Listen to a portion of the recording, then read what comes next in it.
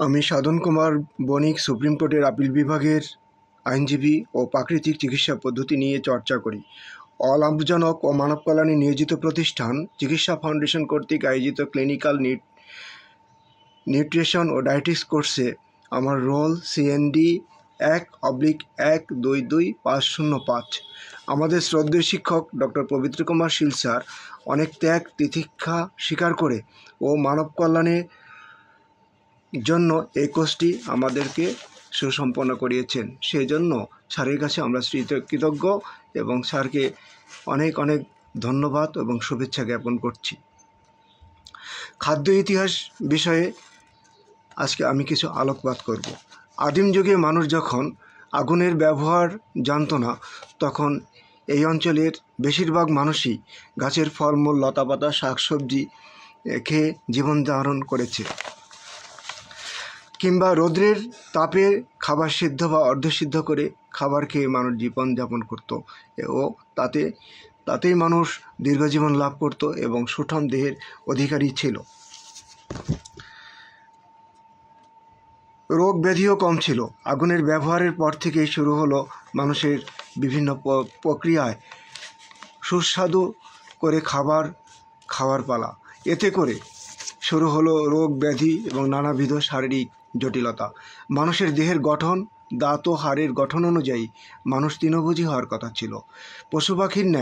তৃণভোজী পশু পাখির ন্যায় মানুষ শাকাহারী হওয়ার কথা ছিল, কিন্তু মানুষ যখন প্রকৃতির এই নিয়ম লঙ্ঘন করে দেহের গঠনের বিপরীতে মৎস্য ও পশুর মাংস ভক্ষণ করে শুরু করলো, রসালো খাবার তৈরির জন্য তৈল, লবণ দিয়ে প্রক্রিয়াজাত খাবার খাওয়া শুরু করলো, বিরুদ্ধ ভোজন শুরু করলো এবং অসময়ে ভোজন, অতিভোজন, প্রাণীজ আমিষ ভোজন শুরু করলো, ঠিক তখন থেকেই মানুষ রোগগ্রস্ত হতে শুরু করলো। রোগ ব্যাধিতে জরাগ্রস্ত হয়ে পড়লো এবং বহুজাতিক কোম্পানিগুলোকে লাভবান করে দিল, আর মানুষ রোগগ্রস্ত হাড্ডি কঙ্কালসার হয়েই রইল। এতে করে মানুষ চিরদরিদ্রই রয়ে গেল। এই শরীরটা প্রকৃতির শরীর, প্রাকৃতিক আহারই আমাদের শরীরের জন্য একান্ত কাম্য। প্রাকৃতিক আহার বাদ দিয়ে মানুষ যখন পশুকে খাদ্য হিসেবে বেছে নিয়েছে, প্রক্রিয়াজাত খাদ্যকে বেছে নিয়েছে, মানুষ তখনই রোগগ্রস্ত হয়ে পড়েছে।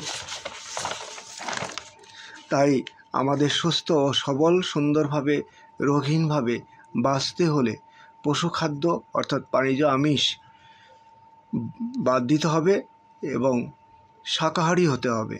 সকল প্রকার প্যাকেটজাত খাবার, ফাস্ট ফুড পরিহার এবং প্রক্রিয়াজাত খাবার, অতিরিক্ত তৈলাক্ত খাবার ত্যাগ করে প্রকৃতির নিয়ম অনুযায়ী জীবনযাপন করতে হবে। প্রকৃতিক নিয়ম অনুযায়ী আমাদের জীবনযাপন করলে আমরা ড্রাগ নির্ভর না হয়ে সুস্থ ও সবল সুন্দরভাবে বাঁচতে পারবো এবং ওষুধ নামক কেমিক্যালযুক্ত ভয়াবহ ড্রাগের হাত থেকে আমরা রেহাই পাব। তাই মানব কল্যাণে নিয়োজিত অলাভজনক প্রতিষ্ঠান চিকিৎসা ফাউন্ডেশন কর্তৃক আয়োজিত এবং ডক্টর পবিত্র কুমার শীল স্যারের ত্যাগ ও তিতিক্ষায় আমরা এই কোর্সটি সম্পন্ন করেছি। সেই জন্য উক্ত প্রতিষ্ঠানকে এবং আমাদের শ্রদ্ধেয় স্যারকে অশেষ ধন্যবাদ এবং সকলকে ধন্যবাদ জ্ঞাপন করছি।